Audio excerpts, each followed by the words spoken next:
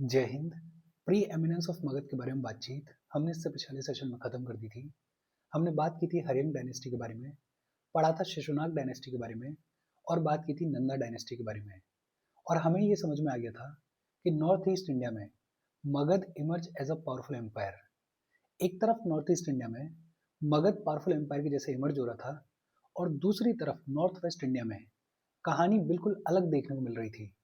North west India में कहानी किस तरीके से आगे बढ़ी, उस सब के बारे में आज हम पढ़ेंगे, बातचीत करेंगे। बात करेंगे पर्शियन इन्वेजन के बारे में और पढ़ेंगे मैसेडोनियन इन्वेजन के बारे में। पर्शियन इन्वेजन की कहानी क्या रही और मैसेडोनियन इन्वेजन की कहानी क्या रही, उस सब के बारे में आज हम पढ़ेंगे, बातचीत करेंगे। इसी के अंदर हम बात करेंगे अलेक्जेंडर के इन्वेजन के बारे में। द वेरी फेमस अलेक्जेंडर, इसने भी इंडियन सबकॉन्टिनेंट को इन्वेड किया। इसके इन्वेजन की कहानी क्या रही, उसके बारे में भी आज हम पढ़ेंगे, बातचीत करेंगे। और फाइनली हम बात करेंगे about the effect of Alexander's invasion के बारे में। इन सभी टॉपिक्स के बारे में आज हम पढ़ेंगे, बातचीत करेंगे। देखो, शुरू करते हैं। बेसिक इंट्रोडक्शन के तौर पर अगर बात करें तो हमें ये ऑलरेडी पता है कि नॉर्थ ईस्ट इंडिया के अंदर एक बेहद पावरफुल एम्पायर इमर्ज हुआ जिसे बुलाया जाता है मगध। नॉर्थ ईस्ट इंडिया, ये जो बिहार, ईस्टर्न यूपी और मिडिल गैंजेटिक प्लेन्स वाला रीजन है, इस रीजन में एक बेहद पावरफुल एम्पायर इमर्ज हुआ जिसे बुलाया जाता है मगध। और मगध की पावर जैसे जैसे बढ़ने लगी, इस रीजन में कंसोलिडेशन देखने को मिला। जितने भी छोटे छोटे रिपब्लिक्स हुआ करते थे, जितनी भी छोटी छोटी प्रिंसिपैलिटीज हुआ करती थी, वो खुद ब खुद मगध में मर्ज होने लगी और मगध की पावर बढ़ने लगी। एक तरफ नॉर्थ ईस्ट इंडिया में मगध पावरफुल एम्पायर के जैसे इमर्ज हो रहा था और दूसरी तरफ नॉर्थ वेस्ट इंडिया में कहानी बिल्कुल अलग देखने को मिल रही थी। नॉर्थ वेस्ट इंडिया में उस दौर में जितने भी महाजनपद हुआ करते थे, जितने भी रिपब्लिक्स हुआ करते थे, वो आपस में लड़ रहे थे, उनमें इन फाइटिंग देखने को मिल रही थी। नॉर्थ वेस्ट इंडिया में उस दौर में जितने भी रिपब्लिक्स देखने को मिलते थे, उनमें कंसोलिडेशन नहीं था, उनमें यूनिटी नाम की चीज देखने को नहीं मिलती थी। उनके बीच में कोई पावरफुल किंगडम एग्जिस्ट नहीं करता था। फॉर एग्जाम्पल, खम्बोज होता था, मदर क्लेन होता था, गांधार होता था, लेकिन इनके बीच में कंसोलिडेशन नहीं था, इनके बीच में यूनिटी नहीं थी, इनके बीच में कोई भी पावरफुल एम्पायर नहीं था, इनके बीच में इन फाइटिंग देखने को मिलती थी। और इसी चीज का फायदा उठाया पर्शियन एम्पायर ने, इसी चीज का फायदा उठाया ईरानियन एम्पायर ने। जो पर्शियन रूलर्स हुआ करते थे उस दौर के 6th सेंचुरी बीसी के, उनको ये दिख रहा था कि नॉर्थ वेस्ट इंडिया में सिचुएशन बेहद फ्रेजाइल है। उनको ये दिख रहा था कि नॉर्थ वेस्ट इंडिया में कोई भी पावरफुल किंगडम नहीं है। उनको ये दिख रहा था कि नॉर्थ वेस्ट इंडिया में जो भी रिपब्लिक्स एग्जिस्ट करते हैं, उनके बीच में यूनिटी नहीं है, उनके बीच में कंसोलिडेशन नहीं है। और इसी चीज का फायदा उठाया पर्शियन एम्पायर ने, और पर्शियन एम्पायर ने नॉर्थ वेस्ट इंडिया को पेनिट्रेट करने की शुरुआत करी, नॉर्थ वेस्ट इंडिया को इन्वेड करने की शुरुआत करी। जो कंसोलिडेशन नहीं था, जो यूनिटी नहीं थी नॉर्थ वेस्ट इंडिया में, उसका फायदा उठाया पर्शियन एम्पायर ने और नॉर्थ वेस्ट इंडिया को इन्वेड करने की शुरुआत करी। इंडियन सबकॉन्टिनेंट को इन्वेड करने वाले सबसे पहले रूलर कौन हुए? Cyrus. Cyrus was the first ruler to invade the subcontinent. और साइरस ने सबसे पहले कपिशा सिटी को डिस्ट्रॉय किया। ये जो कपिशा सिटी है, ये लाई करती थी to the south east of Hindu Kush mountains. जो पामीर नॉट है, हिंदू कुश माउंटेन्स हैं, उनके साउथ ईस्ट में लाई करती थी कपिशा सिटी। इस कपिशा सिटी को साइरस ने डिस्ट्रॉय किया और फिर धीरे धीरे साइरस ने नॉर्थ वेस्ट इंडिया में जितने भी रिपब्लिक्स देखने को मिलते थे, उन सबको सरेंडर करवाया, उन सबको ट्रिब्यूट पे करने के लिए फोर्स किया। फॉर एग्जाम्पल, साइरस को खम्बोज से ट्रिब्यूट मिलता था, गांधार से ट्रिब्यूट मिलता था। एक इंपॉर्टेंट चीज, Cyrus was the first ruler to invade the subcontinent. अच्छा, साइरस के बाद एक और पर्शियन किंग आए, डेरियस। और डेरियस ने 518 बीसी में पंजाब को एनेक्स किया और सिंध को एनेक्स किया। और डेरियस ने ये जो पंजाब और सिंध को एनेक्स किया, इसकी जानकारी मिलती है हेरोडोटस की राइटिंग्स में। हेरोडोटस जो कि एक ग्रीक हिस्टोरियन थे, और खास बात क्या है, हेरोडोटस को father of western history writing भी कहा जाता है। हेरोडोटस को father of western history writing भी कहा जाता है, ये जो डेरियस ने पंजाब और सिंध को एनेक्स किया, इस एनेक्सेशन का मेंशन हेरोडोटस की राइटिंग्स में देखने को मिलता है। सबसे पहले आए साइरस, उसके बाद सिग्निफिकेंट रोल प्ले किया डायरस ने। अच्छा, ऐसा माना जाता है कि जब तक अलेक्जेंडर इंडियन सबकॉन्टिनेंट को इन्वेड नहीं करेगा, तब तक ये जो नॉर्थ वेस्टर्न पार्ट है इंडिया का, ये पर्शियन रूलर्स के अंडर रहेगा। एक तरीके से हम ये कह सकते हैं कि जो नॉर्थ वेस्टर्न पार्ट इंडिया का, ये एक तरीके से पर्शियन रूल की इंडियन प्रोविंस बन के रहेगा। बहुत सिंपल और इजी सी बातचीत है। अभी तक जितनी भी बातचीत हमने की है, इसमें रटने जैसा कुछ नहीं है। एक तो बैकड्रॉप समझो कि नॉर्थ वेस्ट इंडिया में कंसोलिडेशन नहीं था, कोई पावरफुल किंगडम नहीं था, कोई यूनिटी नहीं थी। इसका फायदा उठाएंगे पर्शियन एम्पायर के रूलर्स, ईरानियन एम्पायर के रूलर्स। सबसे पहले साइरस आएंगे। Cyrus was the first ruler to invade the subcontinent.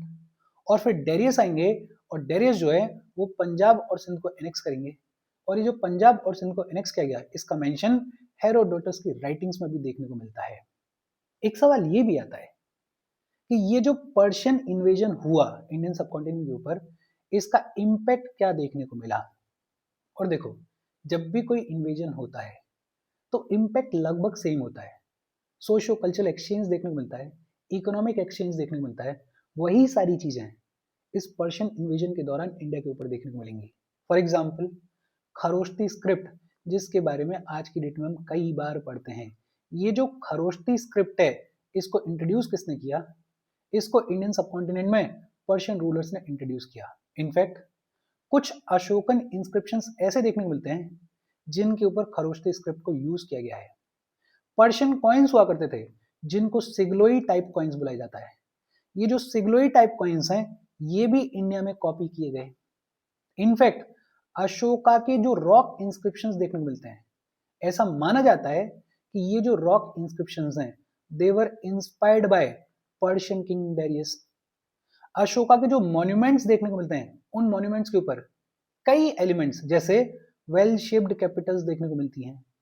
Ashoka के एडिक्ट्स के ऊपर जो प्रियम्बल देखने को मिलता है, उसके ऊपर ईरानियन इन्फ्लुएंस देखने को मिलता है।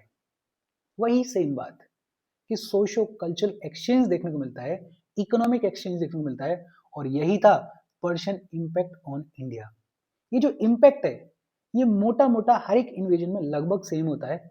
बस हाँ, कहानी अपने दिमाग में बिठा लो और जो पर्टिकुलर टर्म्स हैं उनको बिठा लो। जैसे पर्शियन इंपैक्ट की बात की जाएगी तो खरोष्टी स्क्रिप्ट की बात की जाएगी, पर्शियन इंपैक्ट की बात की जाएगी तो सिग्लोई टाइप ऑफ कॉइन्स की बात की जाएगी, पर्शियन इंपैक्ट की बात की जाएगी तो बताया जाएगा कि अशोका के जो रॉक इंस्क्रिप्शंस हैं, they were inspired by Persian king Darius.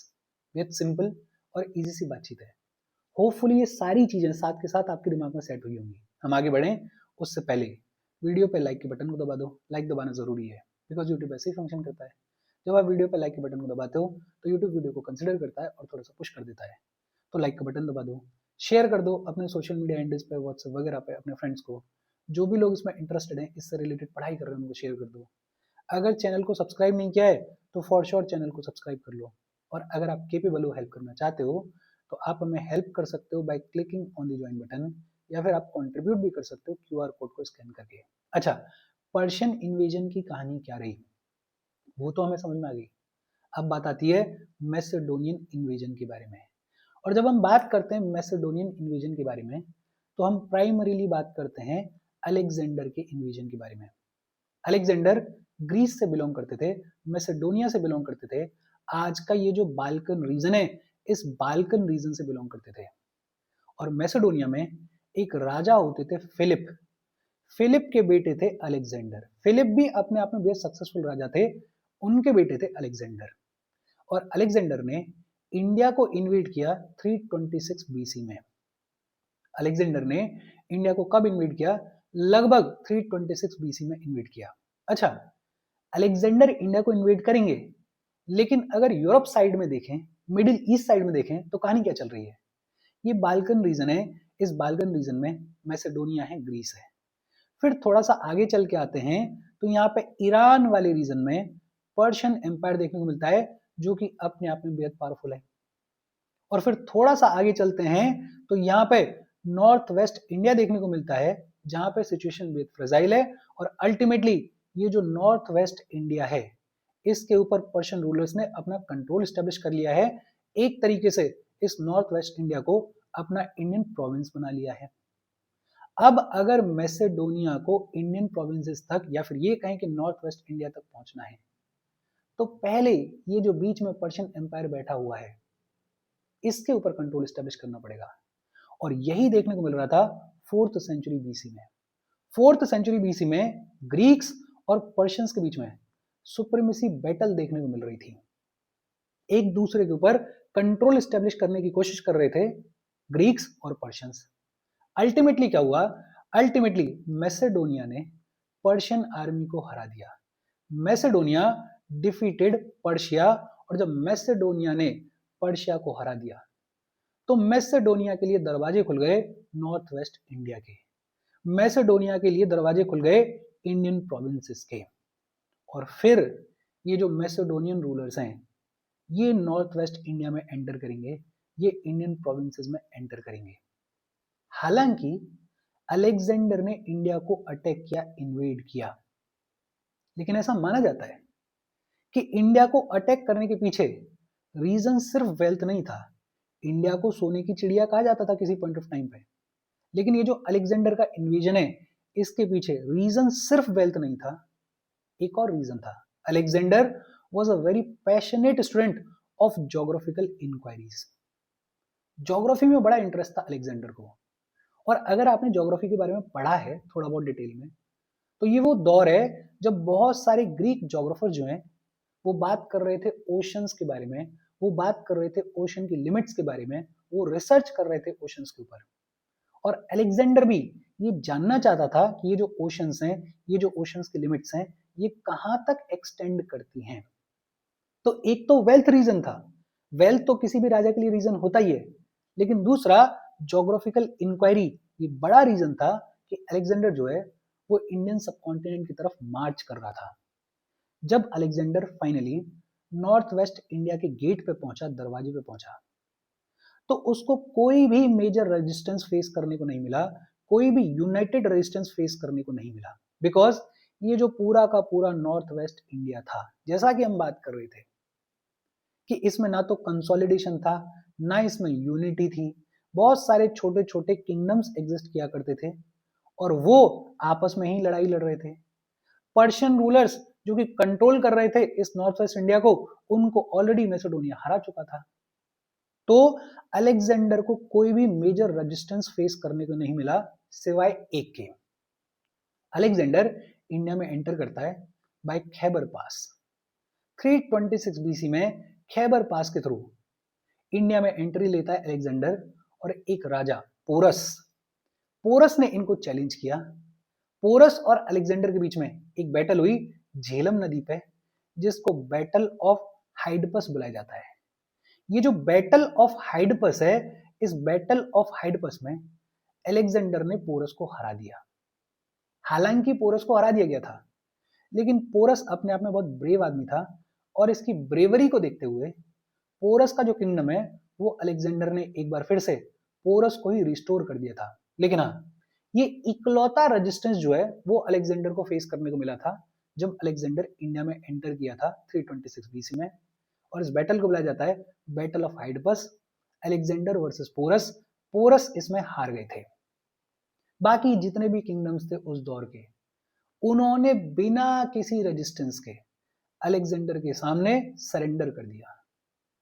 Takshashila के जो अंबी राजा हुआ करते थे, किंग अंबी ऑफ तक्षशिला, वो पहले राजा थे जिन्होंने अलेक्जेंडर के सामने सरेंडर किया।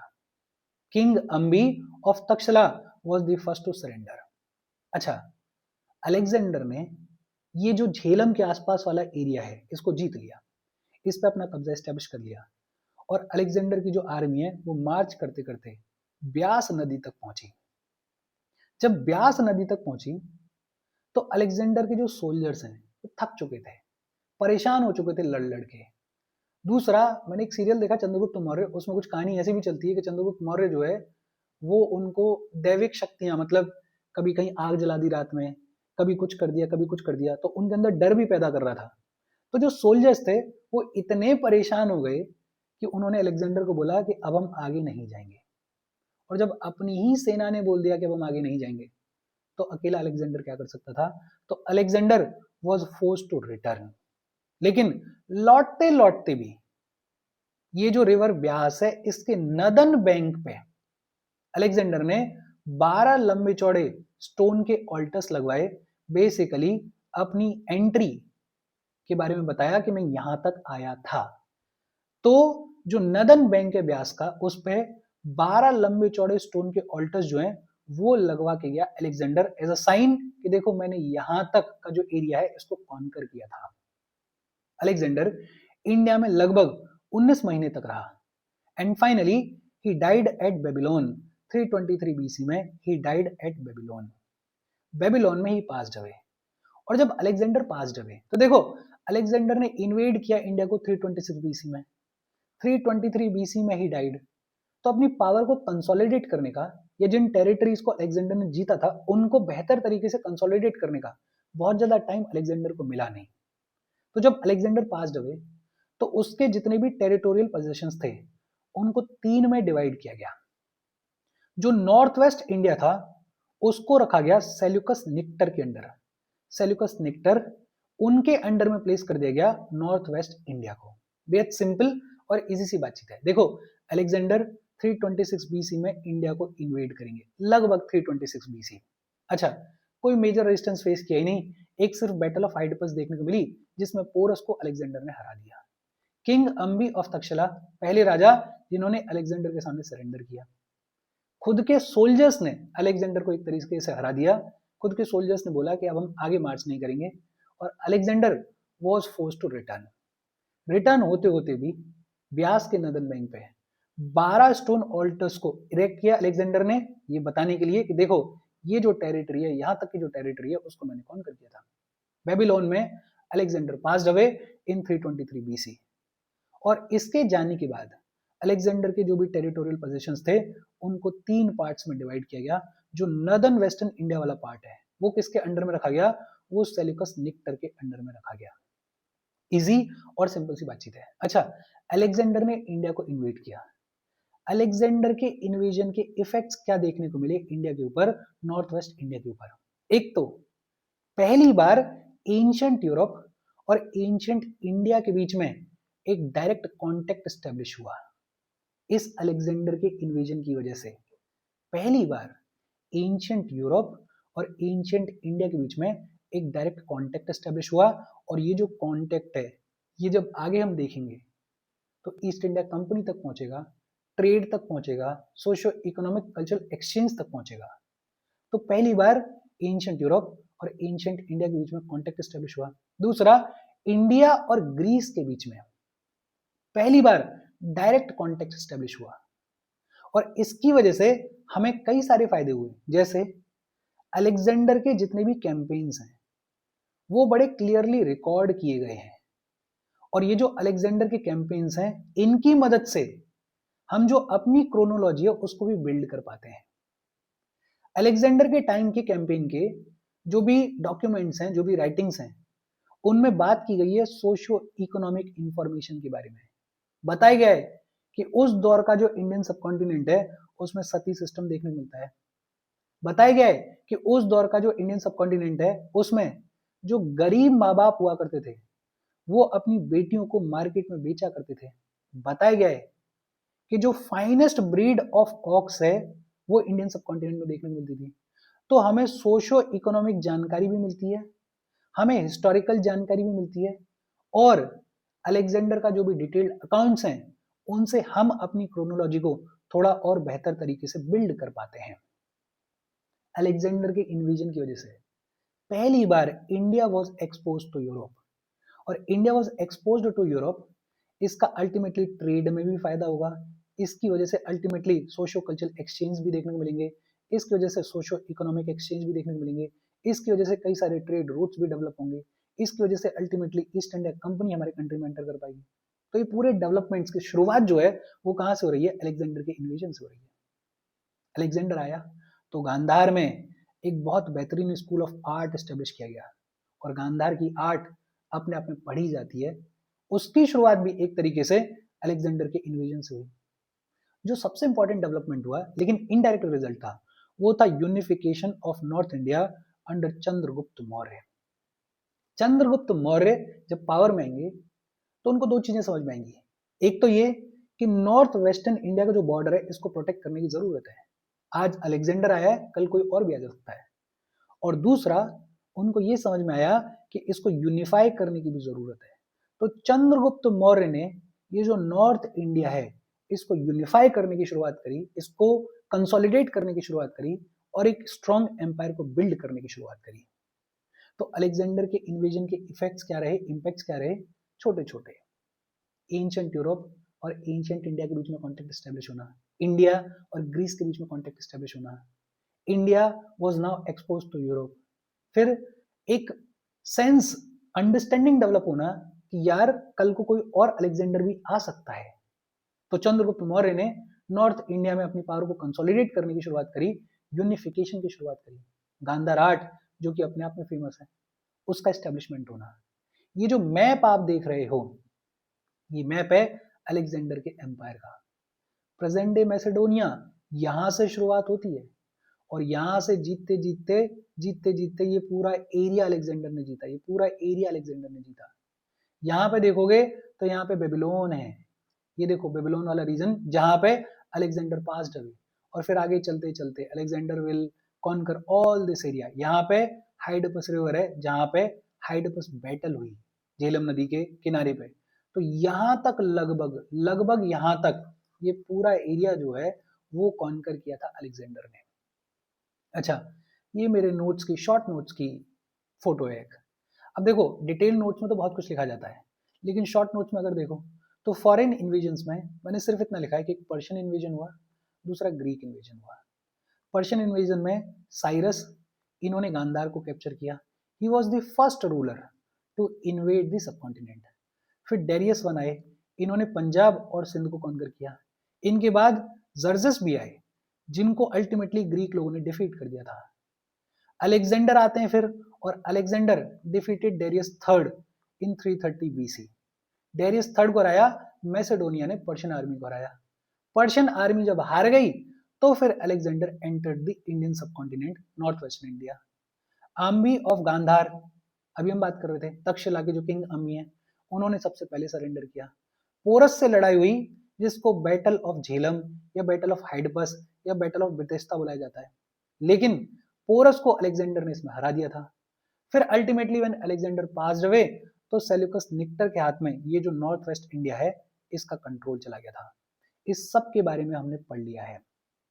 डिटेल्ड नोट्स अगर देखोगे तो उसमें तो मैंने बहुत कुछ लिखा है, लेकिन ये शॉर्ट नोट्स हैं, ये वैसे नोट्स हैं कि आपको क्रोनोलॉजी समझ में आ जाए, जो चीजें इंपॉर्टेंट है वो भी दिख जाएं, और कभी अगर आपको 2 मिनट 4 मिनट मिले तो आप फटाफट से इनको रिवाइज कर लो। तो मैं हमेशा कहता हूँ कि शॉर्ट नोट्स बनाना सीखो, अपने हिसाब से बनाना सीखो। जो फॉर्मेट आपको सूट करता है उस फॉर्मेट के हिसाब से शॉर्ट नोट्स बनाना, लेकिन बनाना जरूर। और इसके साथ आज की हमारी बातचीत खत्म हो गई। बेहद इजी सी बातचीत थी, रटने वाला कुछ नहीं है, बस थोड़ी सी कहानी अपने दिमाग में बिठानी है। कोई डाउट हो तो कमेंट करके पूछ लेना। Thank you very much.